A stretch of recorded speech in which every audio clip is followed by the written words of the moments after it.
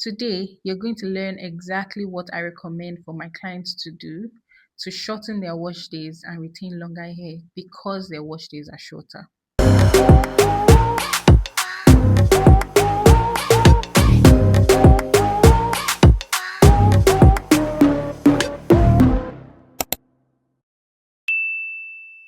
So, if you always thought getting long hair, getting thriving hair, getting healthy hair, getting full hair must always involve stress, you need to have long wash days and you need to be attending to your hair every day, this video is for you. Because not only do you not need to have long wash days, actually, you need to find a way to shorten your wash days and your hair care as much as possible to actually have your hair at its peak performance as fast as possible. It's ironic, but you can actually get longer hair with shorter wash days. What's even more ironic is that you're getting longer hair because your wash days are shorter. Just like you, your hair actually does not like stress. It likes a soft life. So long wash days, making your hair back to back, moisturizing it back to back, shampooing it often and too frequently actually stresses your hair, your delicate, fragile strands, and doesn't give it room to retain length. So if you're that person, you're in luck because this video is for you. Let me say this clearly, say it slowly, but I need you to pay attention to this. If your hair care is stressing you out, you are doing it wrong. Because to the contrary, your hair is fragile. It's so fragile. It wants to be left alone most of the time. It wants to be treated very kindly. That's what fragile means. So if anything other than this is happening on your wash day or on any day that you're handling your hair, then there's something wrong. It can be by choice, but let it be by informed choice. Let it not be because you think that is what will get you healthy hair. Or worst case is that you even think that's what you need to do, and so therefore you never bother. That's the most heartbreaking version of all of this. So just know if you're feeling stressed, that's a sign that something is wrong and something needs to change. So before we go on, let me just say this whole video would mostly talk about how to shorten your wash day. The shortest way to get through your wash day is to wash your hair in a style. So wash day is not styling day. Wash day is not the day to detangle. Wash day is the day to put shampoo on your hair, rinse it out, put conditioner on your hair, rinse it out. Period. You don't comb that day, you don't style your hair that day. Rather, you would have already styled your hair in a way that it can go through wash day seamlessly. For example, cornrows. For example, twists. Yes, even braids. It's always best to keep your hair in one style or the other that it can be washed in that way. Now, if your hair is not in a style, it will take you a bit of time to put it in a style for wash day. For example, twists. You may be able to get away with 4 twists, 5 twists, 6 twists, 8 twists. Usually, you may not need to do more than that, but put it in twists or braids depending on your hair texture. So that's the long and short of what actually makes a wash day shorter. But before we get into the nitty gritty of it, we need to address some mindset issues first. Your hair is fragile. Your hair is not difficult. Your hair is not difficult. Your hair is not difficult. Your hair is fragile. Your hair needs you to be gentle with it. We have learned the opposite of these things growing up. We have learned that our hair is tough. You need to be ready to handle the hair. You need to have strength before you have time for the hair. You need to sit down. Do you know, once upon a time, I will address some of my own mindset issues that I had, some beliefs I had in my head that were keeping me from achieving healthy hair. For example, I remember I used to sit down to actually comb my hair and comb and comb and keep combing because I felt like the more hairs I lose, the more I'm getting rid of the weak hairs. Talk about limiting beliefs. Talk about limiting beliefs. I felt I needed to comb my hair to get rid of the weak hair strands. And I'm sure I got rid of everything and created more. Did you know that when your hair breaks, the issue with breaking a strand of hair. It's not just that you lose the broken strand. It's also that the strand that's left You leave it with a frayed end that now is prone to tangle with other ends and then causes more breakage. I would put a picture on the screen of what a hair strand looks like under a microscope because I think when you have a visual, it helps to understand why why a hair strand is frayed when it is broken, when it's snapped off, and why it's always better to snip with a very sharp pair of scissors. So back to mindset. Make a decision now to learn about your own hair. Realize that there are certain things you know right now about your hair that are actually not correct, that are actually holding you back, and make a decision now that you're going to be open minded and you're going to learn about your own hair. You're going to learn about kinky hair generally, but most importantly, about your own hair. I remember I was speaking to a lady the other day and she was asking me, "Oh, what do I do about my hair? What do I do this? What do I do that? What do I do?" And she was, really eager to know what's the special thing to do. And we had a conversation about it. And I got to a point where I told her that the next time she has access to her hair, she should take a minute to look at her curls. And she could not for the life of her understand what I was saying. She could not fathom, she could not understand that I was telling her to stand in front of a mirror and take a look at her curls. Observe, what does it look like? What does it feel like? Does it look thick? Does it look dark? Does it look light? Is it shiny? Is it not shiny? What's my scalp even looking like? Is it flaky? Is it not flaky? Does it look well moisturized? Does my hair look like it's dry? Does it feel rough? Does it feel smooth? Can I feel the waves? Can I see the texture? There's so many things to observe about our hair, but we don't. We really don't. We don't pay attention to it. And that's where self care, self love, and care and love for our hair starts from. You actually have to take a minute, take a beat, slow down, and look, observe, wonder about it, notice things about it. You have to assume that there are things that you don't know about your hair, that there are things to find out about your hair that will wow you and you do not yet know it. You have to make that assumption. And then you have to romanticize the process of doing this. You have to fall in love with your hair. Even if it sounds weird, even if it feels weird, it feels like, hair, okay. Because I've had many reactions like that, that they've never seen anyone look at their own strands so closely before, if I'm inspecting a strand, for example. And it's strange to me because I'm so used to it. I kind of have forgotten what what sometimes some of these things feels like, being the first time, coming across someone that um scrutinizes a hair strand, that is able to scrutinize a hair strand. But yes, even if right now you do not currently romanticize the process, it's something you can literally decide to start doing. You can search YouTube for videos about romanticizing your hair. And there's a particular YouTube creator, I cannot remember her name now. I'm going to put her up. I'm going to put her either on the screen or in the description box below so that you can have access and see her videos on how she romanticizes her hair. She makes you feel like her hair is so beautiful because she believes it's beautiful, and that's the only way you can truly romanticize it. Although you start by declaring it, claiming it, saying it over and over, but I actually love my hair. I actually look forward to wash day. I actually love how my hair feels. I use this conditioner and it feels so soft. You have to deliberately say those things to yourself to successfully feel it, even if you don't feel it in the beginning. So romanticizing your hair is very, very important. Romanticizing your wash day, romanticizing when you get to condition your hair so that it's no longer a have to, I have to do this, I have to do that. Doesn't make sense. So, as I said earlier, the first step and the biggest step that makes a difference on your wash day is to aim to go through your wash day with your hair in a style. So keep your hair in a style. If your hair is already in a style, wonderful, perfect. It's not in a style, put it in twists, put it in braids, put it in four style. If you have scanty hair, put it in four twists or four braids. If you have much thicker hair, you can put it in 5 or 6. So the gauge to know how many twists to use is to make sure that you section your hair in a way that, so if you section this portion, the part that is lying flat before the twist and braid, make sure that it's not large enough that when you're washing your hair, it can escape the plate or the braid. Does that make sense?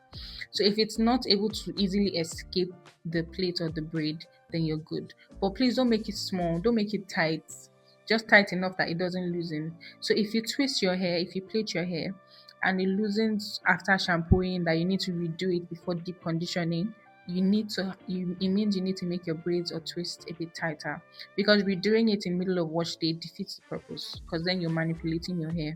We're trying to reduce manipulation as much as possible. So, what I'm about to tell you, this step by step process, is something you can do under an hour. Honestly, an hour is if you're chilling, you're listening to a podcast, you're watching a movie, you're singing, you're playing, you're not like serious. So, if you have things to do, you can very well get it done in 30 minutes, 35 minutes. This process I'm about to walk you through is just a skeleton of the whole process. I'll walk you through it and just know that it's something you can do under an hour. I got it done in about 42 minutes, and that's because I got very distracted. I was listening to a podcast, I was listening to music, I got distracted, and so I also forgot I was timing myself. So it's something I'm pretty sure you can get done in about 30 minutes, or let's say 35 minutes. You shampoo your hair in a style, rinse it out. You deep condition your hair in the same style, rinse it out, and use a leave-in conditioner and oil. You can even skip the leave-in conditioner since you just conditioned your hair, and just use an oil and move on. Literally, move on. You deep condition for exactly 15 minutes, by the way, under your heat hat, and then you rinse it out and use an oil and continue with your day. You continue anything here the next day or the next 2 days, but that's not the day to style your hair, because you'll be dealing with a lot of tangles if you style your hair on wash day. You'll be dealing because your hair is still dripping wet, just issues. Okay, you do not have to style your hair on the day you wash your hair, and you can leave your hair out to dry. Please don't blow dry your hair. Leave your hair out to dry. Get used to air drying, it's better. So there's something else people that stress over their head may not understand, and it is the idea that the less times you touch your hair, the less chances you're giving your hair to break. Every single time you touch your hair is an opportunity for some point along each hair strand to break. That's why we are trying to keep your hair together and untouched for as long as is reasonable. So the whole point is preservation. When your hair is in a style, it means your hair strands are clumped up together in braids, in twists, in cornrows. Cornrows are the best, to be honest. In braids, in twists, in cornrows. That's the whole reason why it's better. So your hairs are not out and about and loving themselves and tangling up on each other. That's not happening. And that's why that's such a powerful move. It makes such a difference, and it's so much easier to shampoo. It's so much easier to rinse out. It's no fuss. Your hair is not splashing everywhere. You can even use a sink, by the way. You can use a sink. I always wondered how people use sinks for their hair, but I tried it one day and I'm not going back. I'm absolutely not going back. I used to use a shower before. I used to use my shower head before, but then that means I have to shampoo my whole body, deep condition my whole body, and I just felt that was a bit too messy. Is there a way I can make this quicker, easier? And yes, I came up with this, and that's what I've been recommending ever since. And you may be wondering, this woman is suggesting that we should plait our hair. Will the hair wash? Will the hair wash when it's twisted, when it's plaited, when it's in cornrows? Would it wash? Yes, absolutely, it will. Try it. It will. Knowing that your shampoo isn't even applied to your hair directly anyway, whether it's loose, whether it's made in a style.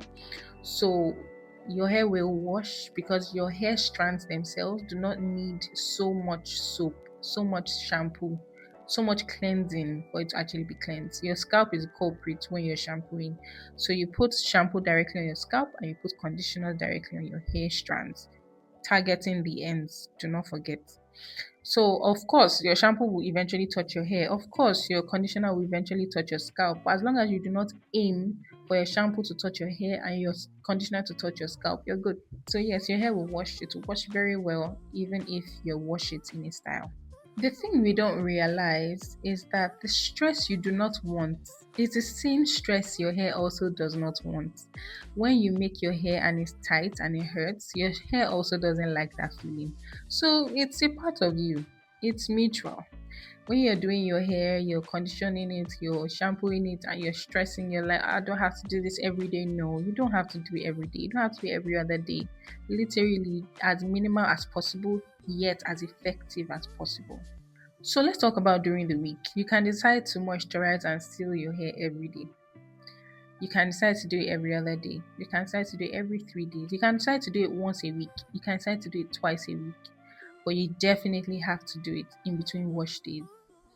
Once a week, borderline, borderline too infrequent, but twice a week is optimum. Twice a week is perfect. 3 times a week is good too. But by the time you get to 4, 5, you can actually condition your hair every day as long as you make sure that your hair dries out in between. However, you will quickly realize that you do not need to condition your hair every day. It's not something that you need to do. If, however, you're just starting your hair journey and you want to jumpstart the process, absolutely go ahead. That's what I recommend. In fact, this is my recommendation for my clients that I onboard for the first time. For the first month, the first 4 weeks, you're conditioning, moisturizing, and sealing your hair every day, and you're shampooing and deep conditioning your hair every single week. From month 2, you can go to every other week or every other day or twice in a week. That's for the leave-in conditioners. How often you need to moisturize your hair depends on your hair type in terms of porosity, please. So, how you should know for yourself, easy peasy way to know. On the day you wash your hair, count how many days it takes for your hair to dry out. So, if it takes, let's say, 4 days, then know that you have to moisturize your hair every 3 days. If it takes 5 days, know you have to moisturize your hair every 4 days. If it takes 3 days, you get the point. Moisturize your hair the day before. So do not wait for it to feel dry and crunchy before you refresh and use a leave-in conditioner again. So I was talking to a lady and she was telling me about how it's so stressful. She's not able to keep up with washing her hair every other week. She's not able to, keep up with that level of demand for her hair. And it's just so stressful she can't do it. And I'm like, every other week, tell me what's your wash day like? And then she tells me, oh, by the time she first loses the hair, then she will shampoo it, then she'll now deep condition it again. She'll have to comb it, she'll have to restyle it. And I'm like, comb it? Restyle it? Losing it? Nah, those are all steps you can absolutely skip. Especially if you're using wigs. Oh my gosh, wigs, they're the best. Meaning you have cornrows all the time. That's the best. That's the absolute best because it means your hair will be in cornrows during the week. You moisturize and seal it in cornrows. It's time for wash day. You jump into your bathroom. You put shampoo on your scalp. You wash your scalp. You rinse it off. You put deep conditioner. Spend 10, 15 minutes, 20 minutes under your heat hat. Rinse it out. And yes, the 15, 20 minutes, by the way, is in the 30, 35 minutes that I counted earlier, or the 40 minutes I counted earlier. Definitely less than an hour. If you're doing an hour, you're probably watching a movie.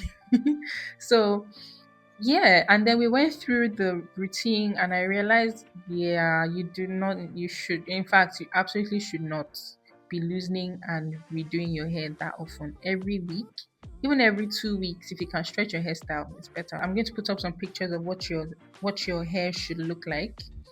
The cornrows and the twists. I'm going to put up a picture somewhere, and I'm going to also give you an example of what your hair should not look like. What I mean by too loose, that it is going to loosen during the washing process and then defeats the whole purpose. So these are the steps, very simple steps. Of course, there are a lot more details into how to shampoo, how to deep condition, and if you know how to do it, it's such a quick breeze. So yes, these are the steps, these are the stages in the wash day. Very simple, very easy, very quick, very protective, that I take my clients through.